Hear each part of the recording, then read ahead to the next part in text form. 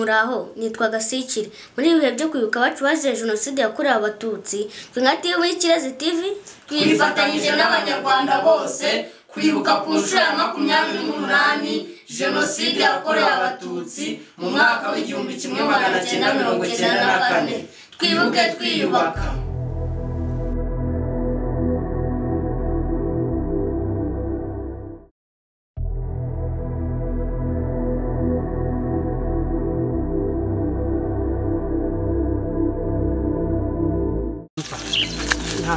bazakirana ihana zikasa amacere n'ibishyimbo reka nze mbirana kurenda marembo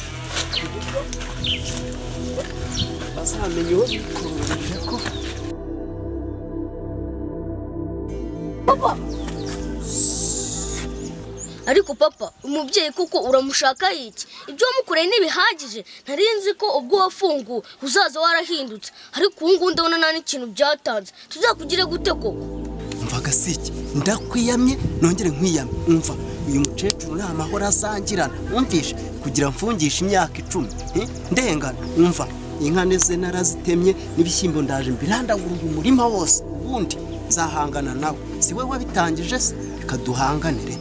Ariko papa bivuze ngo bagufungishije urengana imiryango yabo ari wewe wayimaze. Urumva barakurenganyije koko? Umva Gasiki biriya byose nabikoze nitabara. Umvishe umva barana abagome uziko bari baratumijeho inzembe zimwe shyashya hafi miliyoni 3 kubashaka ngo kuzadukona ngo nituzabyara. Ubu siyo badukona wewe wari kuvuga reka rero nanjye nje mbihinyuraho mbereke ko naho twagiye.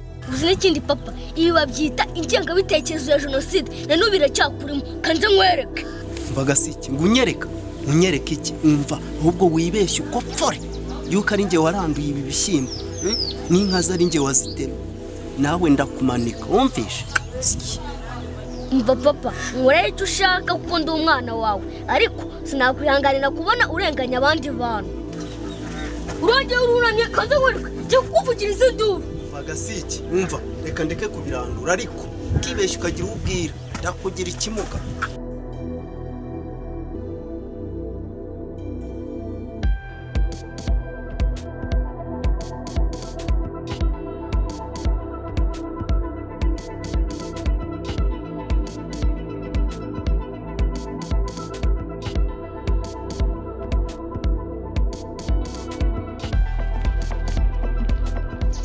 Mama Angel wasomye ngagutwaza. Untwaza ibiki? Ugome nko bwase gusa.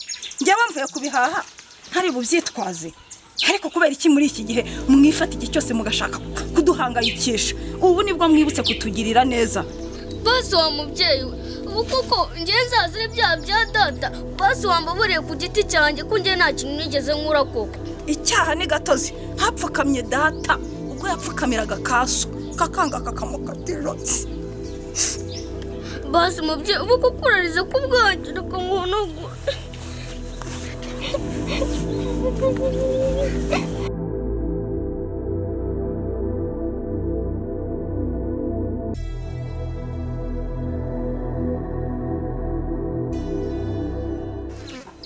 Umva niba ari naso wakuntumye ngo mwongere mungerageze bijomba bimushyire mu birye mwumve mumeze neza. Urumva niba nasi nimuyijyane abana b'abagome gusakira n'ibintu.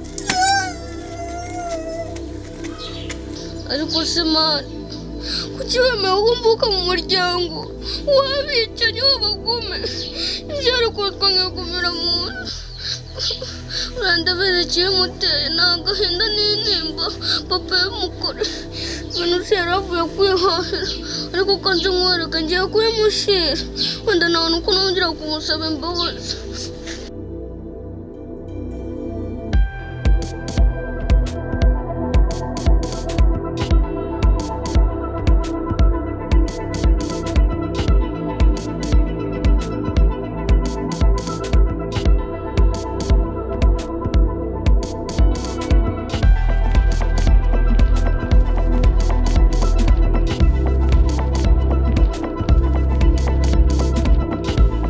Rubyiruko rero ngira ngo muri twese nta utasobanukiwe n'amateka mabi yaranze igihugu cyacu akaba ari nayo mpamvu twateraniye hano muri cya cyumweru cyo kwibuka abacu bashize jenoside yakorewe abatutsi mu mwaka w'1994.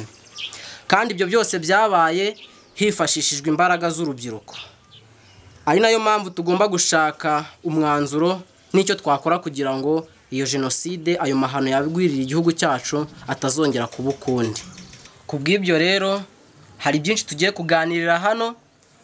Mu gihe hari icyo utumvishe cyangwa utasobanukiwe, ufite uburenganzira bwo kubaza kandi urasubizwa neza cyane. Ikibazo seko numve tugeze mu bihe byo kwibuka, numva ijambo ngo gupfobya jenoside ni iki? Ngiye ko nabisobanukiwe. Ubundi gupfobya jenoside ni uguhakana ko jenoside itigeze ibaho, ndetse umuntu akihandagaza mu ruhame rw'abantu akavuga ko jenoside itigeze ibaho. Ni nayo mpamvu mu gihe cyo kwibuka hari amasaha yateganirijwe yo kugira ngo abantu bahurire mu biganiro basobanukirwe amateka mabi yaranze iki gihugu cyacu mu mwaka w'1994. Ubu ntabwo ukuntu umeze ko mfite umubyeyi ugifite ingengabitekerezo mbi ya jenoside yakorewe abatutsi. Ihangane Gasiki, igire hano imbere utubwire neza iby'uwo mubyeyi wawe.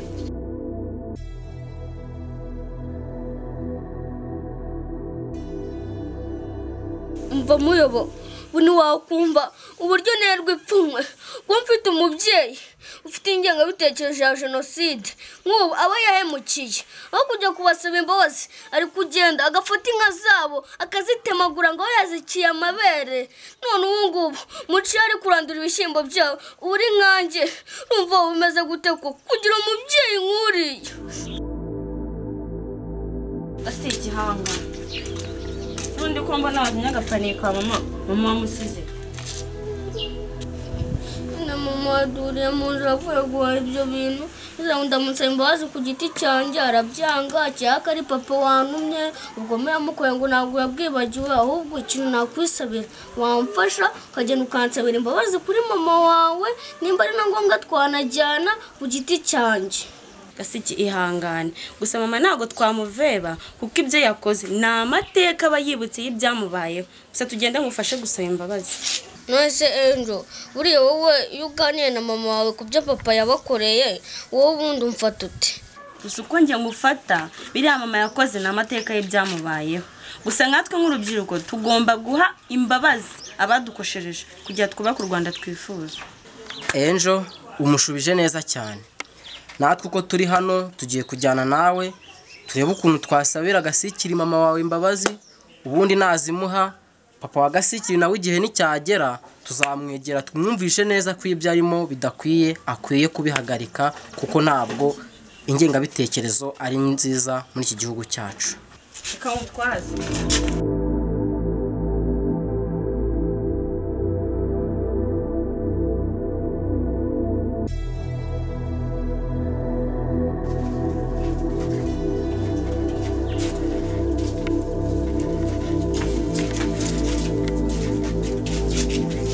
mama ko mwana wa nawe usigaye warifatanije n'abicanyi, ubwo ako gahungu kajyanye he koko? Rwose mubyeyi, kuva kare nareye ngusaba imbabazi, wambabariye ukambabarira n'umara icyaha cy'ababyeyi banjye. Umva yemwa, iso ni umugome, azapfa ari umugome, bazamuzika banamuzirikana ubugome.